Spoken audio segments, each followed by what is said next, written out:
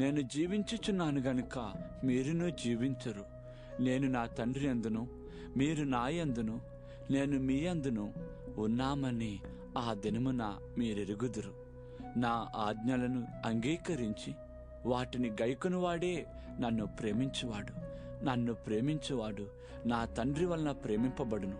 నేనును వానిని ప్రేమించి వానికి నన్ను కనపరుచుకొందును అని చెప్పెను. ఇస్కరియోతు కాని యూదా, ప్రభువా, నీవు లోకమును కాక మాకు మాత్రమే నిన్ను నీవు కనబరుచుకొనుటకేమి సంభవించెను అని అడుగగా, యేసు, ఒకడు నన్ను ప్రేమించిన ఎడల వాడు నా మాట గైకొనును. అప్పుడు నా తండ్రి వానిని ప్రేమించును. మేము వాని యొద్దకు వచ్చి వాని యొద్ద నివాసము చేతుము.